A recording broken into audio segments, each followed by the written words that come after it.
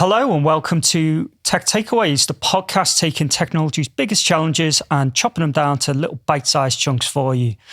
I'm your host, Jason Fitzgerald, and I'm joined as ever by my dynamic co-host, Paul Stringfellow. And this week we say welcome back to our guest cybersecurity advisor and assessor, Rory Breen. Thank you. Welcome back. Glad to be here again. So this week's episode, we are giving you the inside track on cybersecurity. It's a part 2 episode. So if you've not seen part 1, go back, watch part 1, and then come back and watch part 2. This is part 2. So we are looking this week at the challenges of cyber essentials, cybersecurity techniques, and practical tips that you can use to better secure your business. So where do we want to start with this? I think, shall I start with this? I'm going to start with this. Go for it. You go for it, yeah. Rory, when we look at cyber essentials, what do you see as the killer topic that people should start with day one when they look at cyber essentials?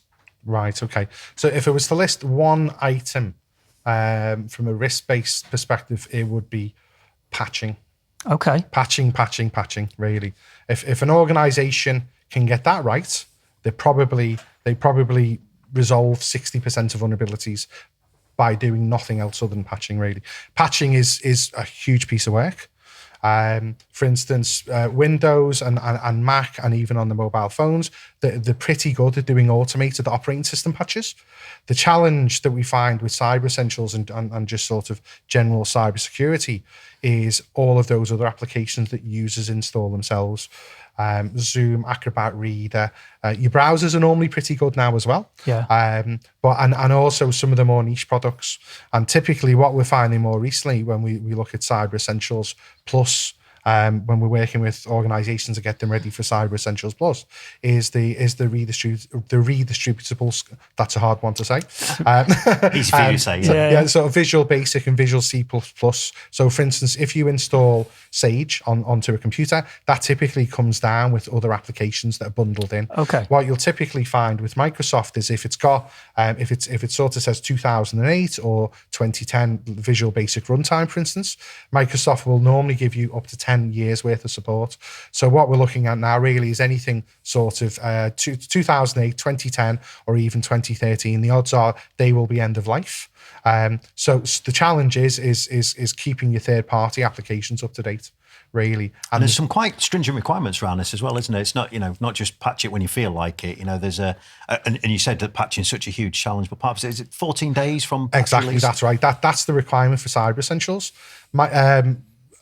The NCSC, who sort of writes Cyber Essentials, they try to determine a balance between potentially deploying a faulty patch, which can cause problems, which still does happen nowadays, particularly with Microsoft devices, and also the risk factor. Because what tends to happen is that once Microsoft, so every second Tuesday of the month, typically, Microsoft will release operating system patches. What then happens is the bad guys will effectively look at those patches and reverse engineer, and at the end of their testing, they'll be able to identify what the underlying vulnerability is. So if you've got a computer that hasn't been patched within, let's say, it's 14 days, or that's the requirement for Cyber Essentials, you're running an increased risk of attack because the bad guys will know how to leverage that vulnerability to basically either ransomware or encrypt your data or whatever they decide to do with it, really.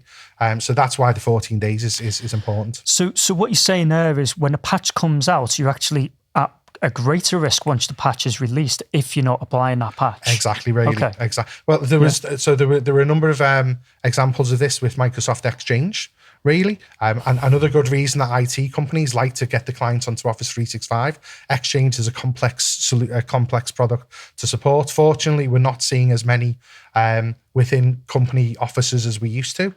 Most people are moving to Office 365, but there were, I think it was last year and the year before, there were a number of relatively easy to exploit. Like Hafnium. Yes, Hafnium was the big one, wasn't it? Yeah. So patching is critical, really. Okay. And in terms of patching, so obviously we've got some options that we can do within the operating system. So for listeners to the podcast and viewers watching on YouTube, I suppose a takeaway for them would be go and check your operating system and ensure that automatic updates are turned Definitely. on.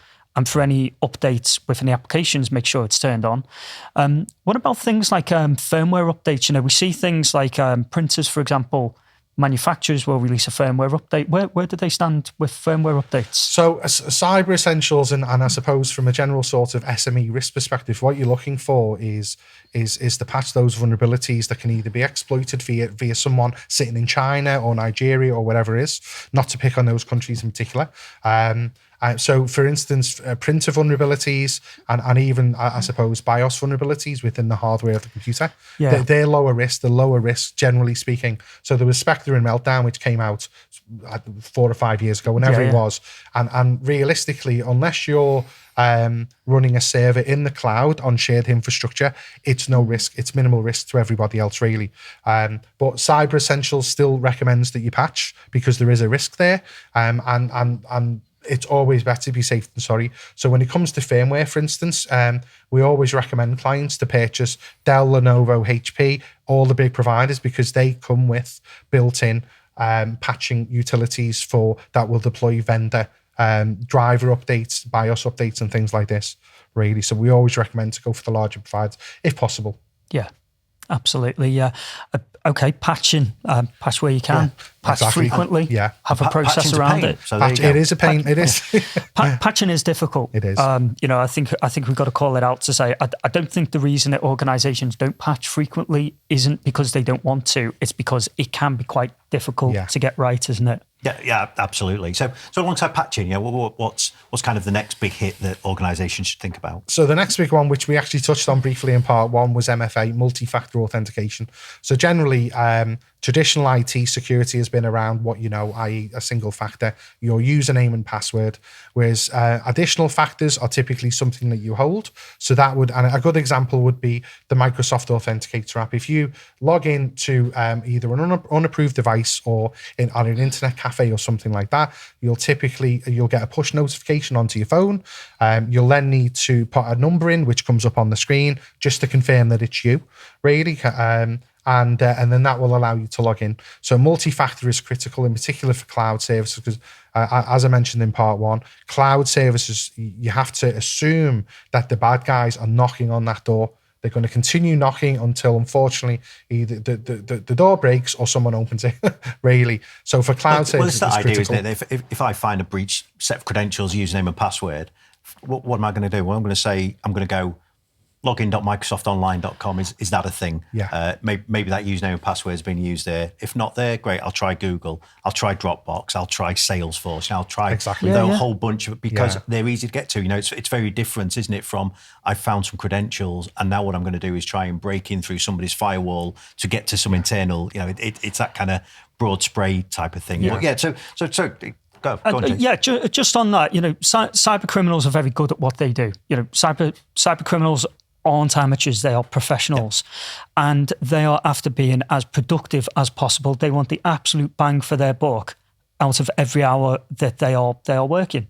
And brute forcing a system's quite technical. It can be quite difficult to do, and it costs a lot. They're going to have resource, a server sitting there, hitting that server 24/7.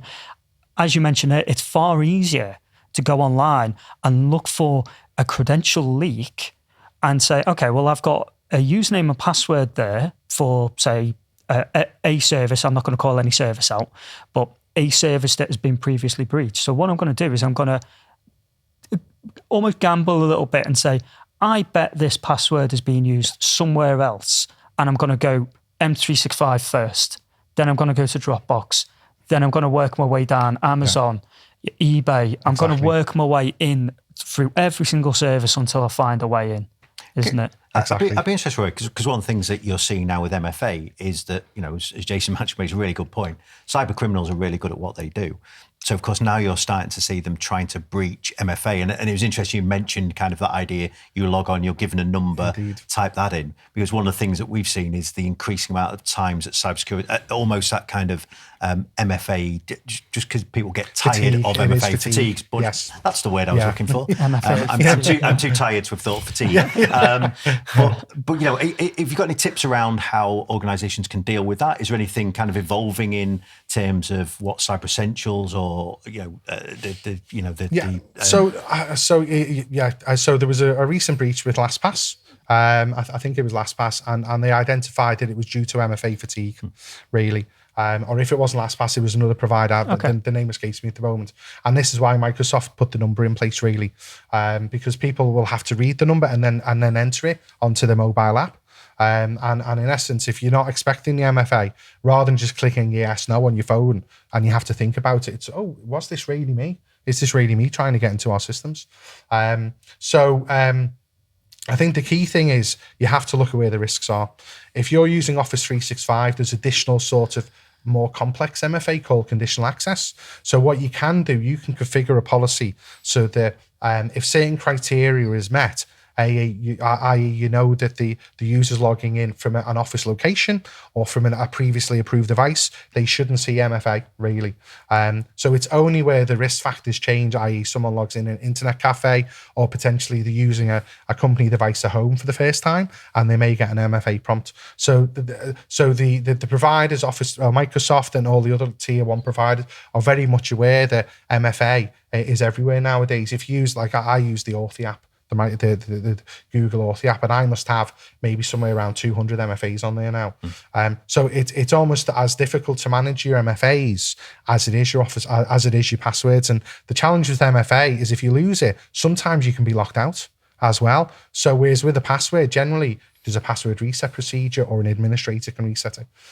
So MFA is a bit of a double-edged sword, but from a security perspective, it is something that we strongly recommend, really. I think the risk is worth it, isn't it? Definitely. I'm a big fan of kind of that idea you talked about there about kind of dynamic and intelligent application as well. I think we're seeing this increasingly across security tools, trying to apply context to security decisions, because it gets away from that kind of fatigue idea, whether it's MFA or something else. So, as we kind of come to the end of the time of this epic two-parter, what would be kind of the final thing? So we've talked about patching, we've talked about MFA. What would be kind of your next top tip of things an organisation should look at? So asset management, really, which means different things to different people.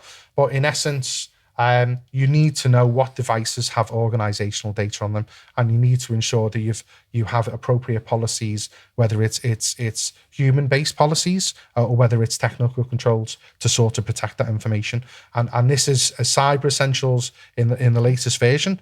And the sort of guidance document that's available now has a specific section on asset management, really, because there's no point in you protecting devices when you can only see a small number, or you're only aware of a small number. This is why sort of when people leave an organization, you have a robust policy in place to get that equipment back from them, really. We've worked with some clients where we know they've got a very weak leavers process or exit interview, and in particular mobile phones. If they're provided with mobile phones, sometimes the leaving manager or whoever's doing the exit interviews doesn't ask the member of staff for the mobile phone, so they could potentially continue to have access to Teams, SharePoint, etc. after they've left the business. We've seen that firsthand. Yeah. We've seen that firsthand. It's almost as if we've done a podcast about that topic, Jason. Yeah, exactly. Yeah, we've seen that firsthand where the leavers process wasn't as complete as it should have been, and users have taken essentially company equipment home with them, even though they've left the company. They've still had 6 months later full access to company data, and it's only once there is an issue that they call up the IT department and say, I can no longer access the data. Well, what do you mean? You shouldn't have accessed it the last 6 months. You haven't worked with us for 6 months. But it's really interesting actually, because I think that the MFA point ties into that leavers process quite well, in that not all SaaS vendors have MFA capabilities, but if we can integrate it into M365, we can enable the likes of conditional access and MFA to that service. And once we do that, when you go and disable the account in M365, it disables it in, say, Dropbox, it disables it in, wherever you've got that federated account. I think one of the risks is where you don't know that account has been created. If the leaver of the company, you then close down their account, but then there's still a random third-party service there that can still be used as an attack on it. Definitely. So, yeah, I think having that robust leavers process, absolutely. And I think a lot of organisations fall down on that procedurally.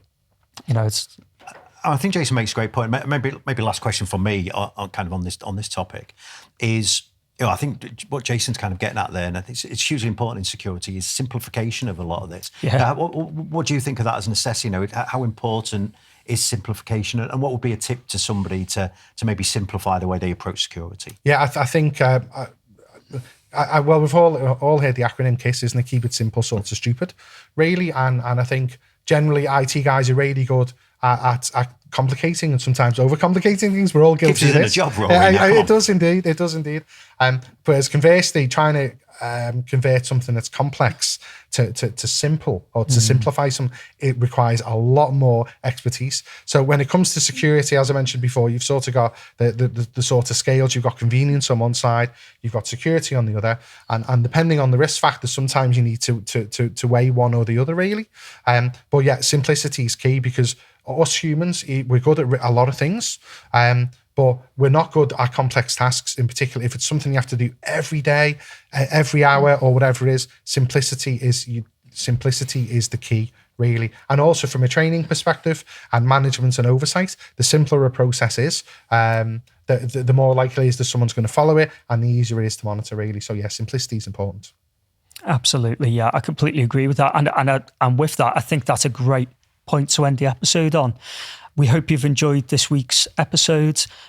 If you've not yet subscribed, hit the subscribe button. It's on YouTube. We're in everywhere you get your podcasts, and we'll catch you next week.